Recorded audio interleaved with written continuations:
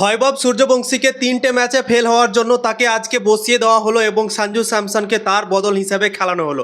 কিন্তু তিলক বর্মা যে অনেক দিন থেকে ফেল হয়ে আসছে, তারপরেও কিন্তু তিলক বর্মাকে বসাচ্ছে না টিম ইন্ডিয়া। লাগাতার ম্যাচ খেলিয়েই যাচ্ছে এবং তিলক বর্মা প্রত্যেকটা ম্যাচে খেলতে তো পারছে না এবং তার স্ট্রাইক রেটও খুবই কম। তা সত্ত্বেও কিন্তু গৌতম গম্ভীর, শ্রেয়াস আয়ার তাকে লাগাতার সুযোগ দিচ্ছে। ঈশান কিষানকে নিয়েও এখন অনেক বড় প্রশ্ন জেগে আছে। 6টা ম্যাচ হয়ে গিয়েছে, ঈশান কিষানও বড় ইনিংস পায়নি। তা সত্ত্বেও এই প্লেয়ারগুলো রেগুলার ভারতের দলে খেলে যাচ্ছে। কিন্তু একটা 15 বছরের ছেলে যে 3টে ম্যাচের সুযোগ দেওয়া হলো, 3টে ম্যাচে ফেল হওয়ার জন্য তাকে আর সুযোগ দিল না, তাকে বসিয়ে দিল। আজকে লাস্ট টি20 ম্যাচ চলছে ভারত আর ইংল্যান্ডের মধ্যে, সেই ম্যাচটা তো তাকে দিতে পারত। এই সিরিজটা পুরো যদি দিত ভৈভব সূর্যবংশীকে, তাহলে তার কাছে একটা সুযোগ তৈরি হতো, সে নিজেকে প্রমাণ করতে পারত হয়তো আজকের ম্যাচটা খেলার পর।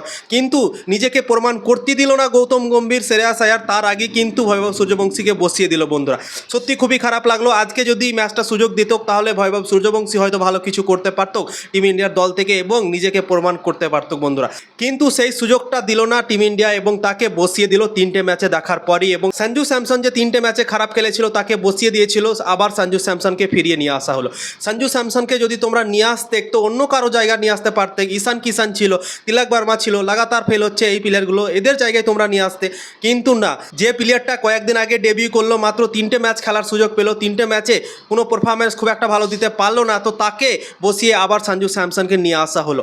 যদি তিলক বর্মার জায়গাতে সঞ্জু স্যামসনকে নিয়ে আসা হতো, তাহলে সঞ্জু স্যামসনকে দিয়ে তুমি ওপেন করতে পারতে, 3 নম্বরে হয়তো ভৈভব সূর্যবংশীকে খেলাতে পারতে।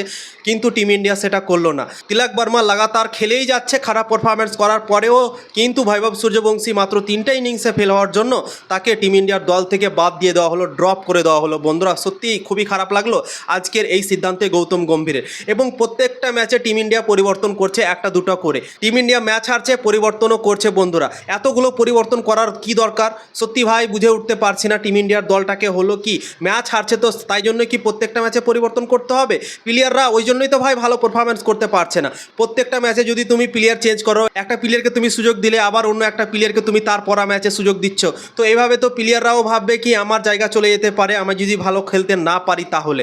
তো এরকমই টিম ইন্ডিয়া কাজ করছে বন্ধুরা। আয়ারল্যান্ড সিরিজ থেকে আমরা দেখতে পাচ্ছি প্রত্যেকটা ম্যাচে প্লেয়ার চেঞ্জ করছে এবং টিম ইন্ডিয়া ম্যাচও জিততে পারছে না, প্লেয়াররা খারাপ পারফরমেন্স করছে। টিম ইন্ডিয়ার যে প্লেয়ারগুলো আছে, সেই প্লেয়ারগুলো হয়তো ভাবনা চিন্তা এখন থেকেই শুরু করে দিয়েছে কি আমি যদি খারাপ পারফরমেন্স করি, তাহলে কিন্তু আমার জায়গা চলে যেতে পারে। সেই চাপে হয়তো টিম ইন্ডিয়ার প্লেয়াররা ভালো পারফরমেন্স দিতে পারছে না। বন্ধুরা, সত্যি খুবই খারাপ লাগছে। আজকে ভৈভব সূর্যবংশী যদি সুযোগ পেত, তো আরও ভালো লাগতো। আজকে নিজেকে প্রমাণ করার সুযোগ তার কাছে ছিল, কিন্তু সেই সুযোগটা গৌতম গম্ভীর ভারতের দল কেড়ে নিল বন্ধুরা, তাকে খেলালো না আজকে।